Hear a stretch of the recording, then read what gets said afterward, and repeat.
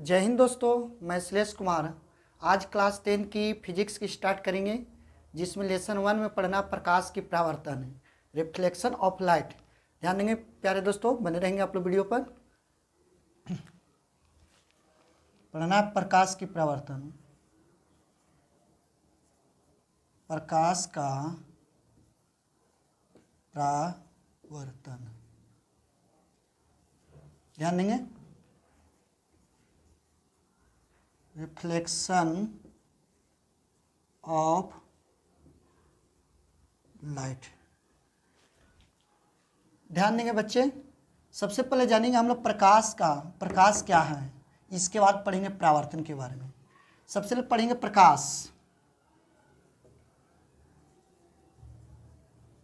प्रकाश यानी लाइट।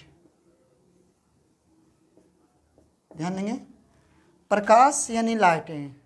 प्रकाश वह कारक है जिसकी सहायता से हम लोग किसी वस्तुओं को देख सकते हैं, क्योंकि प्रकाश की सहायता से हम लोग किसी वस्तुओं को देख सकते हैं। ये बल्ब जल रहे हैं, इस बल्ब के सहारे हम बोर्ड पर जो भी लिखे हैं इसको दिखाई दे रहे हैं आप लोग को, ये प्रकाश की सहायता से हैं। तो प्रकाश वह कारक है, वह भौतिक कारक है जिसकी सहायता से हम लोग किसी वस्तुओं को देख सकते हैं। ध्यान देंगे प्यारे बच्चे, प्रकाश वह कारक है जिसकी सहायता से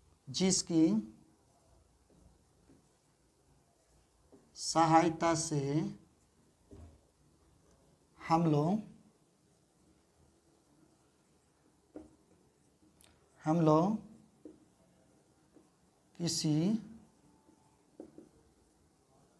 वस्तुओं के देख सकते हैं। प्यारे दोस्तों, प्रकाश की सहायता से हम लोग किसी वस्तुओं को देख सकते हैं, यानी प्रकाश वह कारक है जिसकी सहायता से हम लोग किसी वस्तुओं को देख सकते हैं। ध्यान देंगे प्यारे दोस्तों, प्रकाश एक प्रकार की ऊर्जा है, हीट है। प्रकाश एक प्रकार की ऊर्जा है, इसी के सहायता से हम लोग किसी वस्तु को देख सकते हैं। अब प्रकाश सीधी रेखा में गमन करते हैं प्यारे दोस्तों। प्रकाश से जितना भी तरंगे निकलते हैं, जैसे निकलते हैं, किरणें निकलते हैं, ये सारे सीधी रेखा में गमन करते हैं। ध्यान देंगे, प्रकाश एक प्रकार का ऊर्जा है। प्रकाश एक प्रकार की ऊर्जा है प्यारे दोस्तों। ध्यान देंगे, प्रकाश हमेशा सीधी रेखा में गमन करते हैं, इसको भी याद रखिएगा। प्रकाश हमेशा सीधी रेखा में गमन करती है। प्रकाश हमेशा क्या होते हैं, सीधी रेखा में गमन करते हैं। प्यारे दोस्तों, प्रकाश की चाल भिन्न भिन्न माध्यम में भिन्न भिन्न होते हैं। अलग अलग माध्यम में प्रकाश की चाल अलग अलग होते हैं। सबसे ज़्यादा प्रकाश की चाल निर्वात में होते हैं, लगभग 3 लाख किलोमीटर पर सेकेंड। इसके बाद पानी में होते हैं 2,25,000 किलोमीटर पर सेकेंड। इसके बाद कांच में होते हैं 2 लाख किलोमीटर पर सेकेंड। तो अलग अलग माध्यम प्रकाश की चाल अलग अलग होते हैं। ध्यान देंगे प्यारे दोस्तों, इसको भी याद रखेंगे। भिन्न भिन्न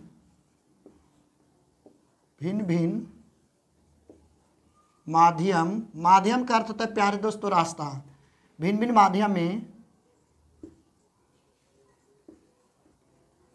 प्रकाश की चाल भिन्न भिन्न होते हैं, भिन्न होता है। प्यारे दोस्तों, भिन्न भिन्न माध्यम में प्रकाश की चाल भिन्न भिन्न होते हैं। जैसे एग्जाम्पल में देखिए प्यारे दोस्तों, जैसे आप लोग की एग्जाम्पल में बता रहे हैं निर्वात है, निर्वात में प्रकाश की चाल सबसे ज़्यादा होते हैं, इसके बाद पानी में होते हैं, और इसके बाद कांच में होते हैं। और इसी प्रकार से और दिए जाएंगे माध्यम, तो अलग अलग माध्यम प्रकाश की चाल अलग अलग होते हैं। निर्वात में प्रकाश की चाल प्यारे दोस्तों याद रखेंगे 3 × 10⁻⁸ किलोमीटर पर सेकेंड होता है, किलोमीटर पर सेकेंड।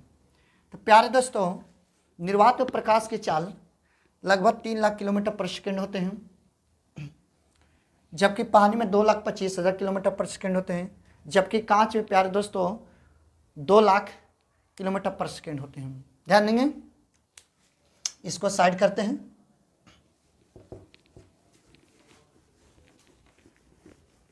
अब जानिए आप लोग प्रदीप्त वस्तु क्या है और अप्रदीप्त वस्तु क्या है। प्यारे दोस्तों आप लोग वीडियो पर बने रहेंगे। अब आप लोग देखेंगे प्रदीप्त वस्तु। प्रदीप्त वस्तु क्या है, ध्यान देंगे। प्रदीप्त वस्तु का अर्थ होते हैं प्यारे दोस्तों वे वस्तुएं जो स्वयं प्रकाश को उत्सर्जित करता है उसे प्रदीप्त वस्तु बोलते हैं। वे वस्तुएं जो स्वयं प्रकाश को उत्सर्जित करता है उसे प्रदीप्त वस्तु बोलते हैं। जैसे सूर्य की प्रकाश स्वयं प्रकाश उत्सर्जित करते हैं, तारे स्वयं प्रकाश उत्सर्जित करते हैं, बिजली के बल्ब स्वयं प्रकाश उत्सर्जित करते हैं। तो यानी प्रदीप्त वस्तु का अर्थ हुए जो स्वयं प्रकाश को उत्सर्जित करता है। वे वस्तुएं जो स्वयं प्रकाश को उत्सर्जित करता है उससे प्रदीप्त वस्तु कहते हैं, वस्तु कहते हैं। ध्यान दें प्यारे दोस्तों, वे वस्तुएं जो स्वयं प्रकाश को उत्सर्जित करता है उसे प्रदीप्त वस्तु कहते हैं। जैसे एग्जाम्पल में लिख सकते हैं आप लोग, जैसे सूर्य की प्रकाश, सूर्य प्रकाश, सूर्य प्रकाश, तारे,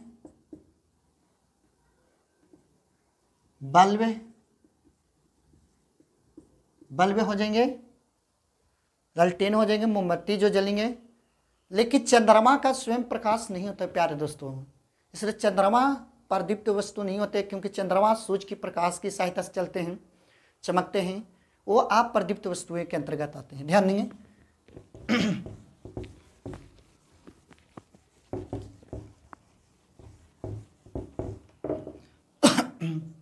दूसरा पॉइंट जानिएगा अप्रदीप्त वस्तु। अप्रदीप्त वस्तु, अप्रदीप्त वस्तु का अर्थ होते प्यारे दोस्तों कि वे वस्तुएं जो प्रकाश को स्वयं उत्सर्जित नहीं करते हैं उसको अप्रदीप्त वस्तुएं बोलते हैं। वे वस्तुएं जो प्रकाश को स्वयं उत्सर्जित नहीं करते हैं उसको अप्रदीप्त वस्तु बोलते हैं। ध्यान देंगे, वे वस्तुएं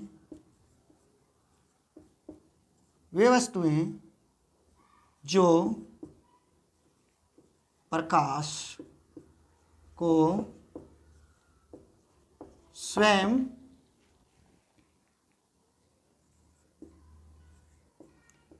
स्वयं उत्सर्जित नहीं करता है, जो स्वयं प्रकाश को उत्सर्जित नहीं करता प्यारे दोस्तों उसको अप्रदीप्त वस्तुएं बोलते हैं।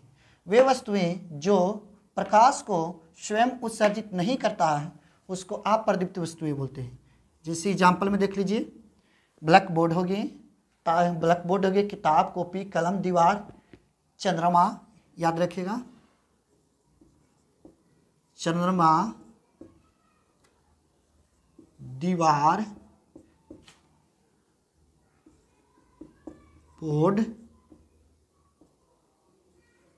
कॉपी, बहुत सारे हो जाएंगे, आदि कर देते हैं।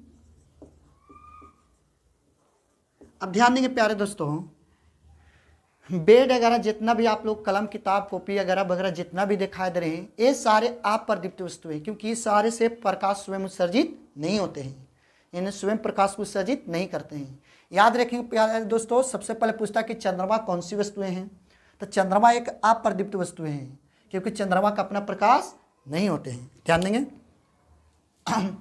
अब चलते हैं आप लोग को प्रकाश की प्रकीर्णन।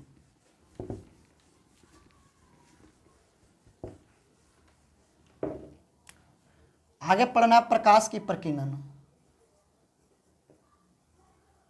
प्रकाश की प्रकीर्णन, इसको बोलेंगे scattering of light. Scattering of light, प्रकाश की प्रकीर्णन क्या है? तो प्रकाश की प्रकीर्णन का अर्थ होता है कि जब प्रकाश की किरण किसी कण पर पड़कर कुछ किरणों को यह अवशोषित करेंगे कण, बाकी शेष किरणों को चारों ओर बिखेर देंगे, उसको प्रकाश की प्रकीर्णन बोलते हैं। जैसे सूर्य की प्रकाश जब वायुमंडल में उदय होते हैं तो हमारे धूलकण, वायरस, बैक्टीरिया इत्यादि पर पड़कर कुछ किरणों को अवशोषित करते हैं तथा शेष किरणों को चारों ओर फैला देते हैं, उसको प्रकाश की प्रकीर्णन बोलते हैं। ध्यान देंगे, इसको लिखने होंगे कि जब सूर्य का प्रकाश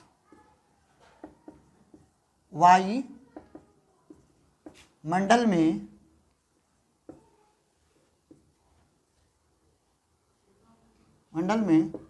पड़कर कुछ वायुमंडल में पड़कर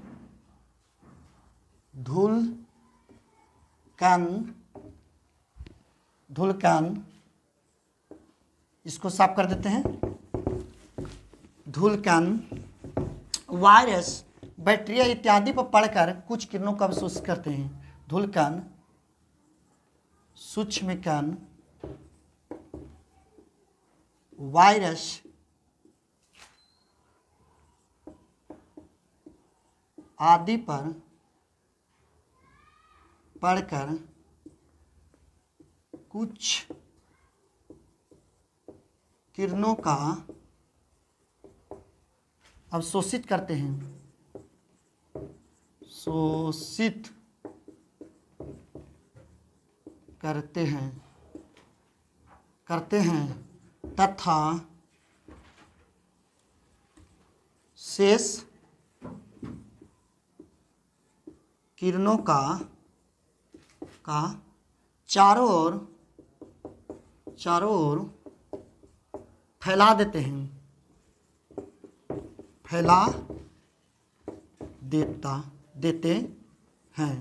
उसे प्रकाश की प्रकीर्णन कहते हैं।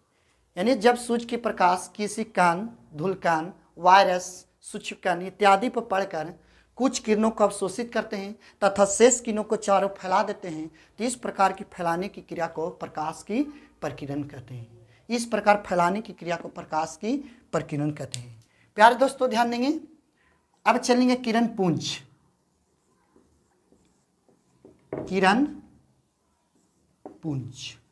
किरण पुंज क्या है? ध्यान देंगे आप लोग। किरण पुंज, तो किरण पुंज होते हैं किरणों के समूह को किरण पुंज बोलते हैं प्यारे दोस्तों, क्योंकि जो सूर्य की प्रकाश में या कोई भी प्रकाश में जितने भी किरण हो तो सारे सीधी रेखा में गमन करते हैं, और इस किरणों के जो समूह एक जगह मिल जाते हैं तो इस किरणों के समूह को किरण पुंज कहा जाता है। यानी किरणों के समूह को क्या बोलते हैं? किरण पुंज बोलते हैं। किरणों के समूह को किरण पुंज कहा जाता है। किरण पुंज कहा जाता है। ध्यान देंगे प्यारे दोस्तों, किरणों के समूह को क्या बोलते हैं? किरण पुंज। देखिए तो इसको ऐसे खींच दिए तो ये किरण होगी, लेकिन बहुत सारे जब किरण ऐसे गुजरेंगे इस प्रकार से, ये सारे किरणों का एक समूह हो गए, और इस किरणों के समूह को क्या बोलते हैं? किरण पुंज बोलते हैं। प्यारे दोस्तों, किरण पुंज को 3 भागों बांटे गए हैं। किरण पुंजों को 3 भागों में बांटे गए, 3 वर्गों में बांटे गए हैं। एक अपसारी किरण पुंज होते हैं, एक समानांतर किरण पुंज होते हैं और एक अभिसारी किरण पुंज होते हैं। ध्यान देंगे, आप लोग बने रहेंगे वीडियो पर।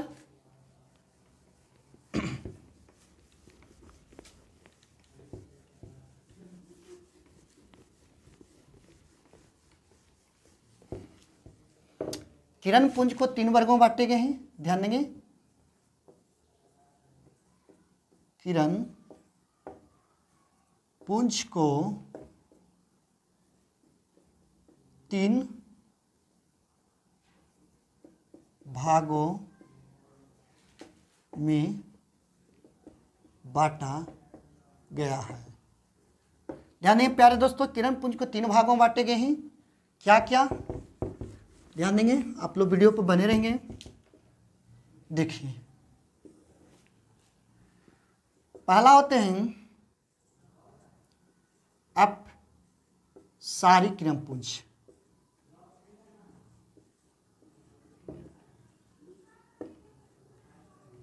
दूसरा समांतर किरण पुंज,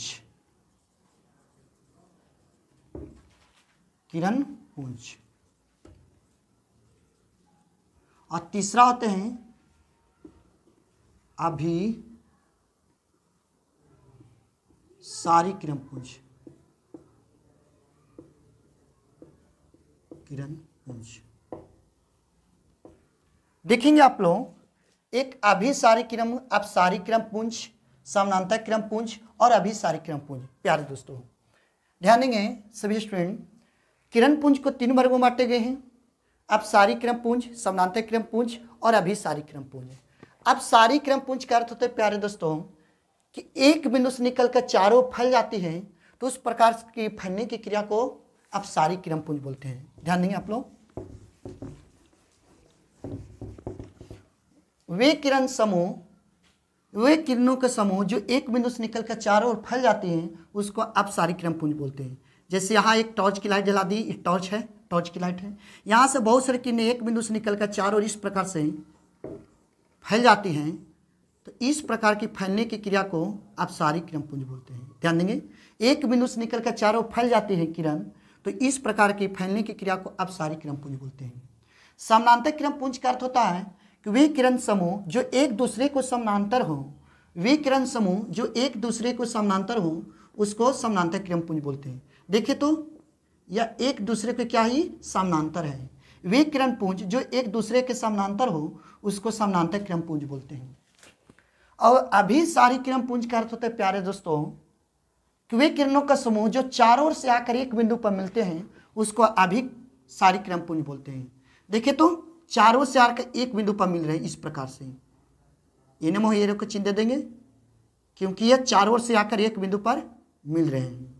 ध्यान देंगे, तो वे किरणों का समूह जो चारों ओर से आकर एक बिंदु पर मिलते हैं, उसको अभिसारी किरण पुंज बोलते हैं। समझ में आ गई प्यारे दोस्तों, प्यारे स्टूडेंट, अगर आप लोग को अच्छा लगा होगा तो वीडियो को सब्सक्राइब एवं लाइक कीजिएगा, और इसी प्रकार से आप लोग को फिजिक्स की part by part, lesson bye lesson आप लोग को बना के वीडियो अपलोड करेंगे और आप लोगों तक पहुंचाएंगे। जय हिंद, जय भारत।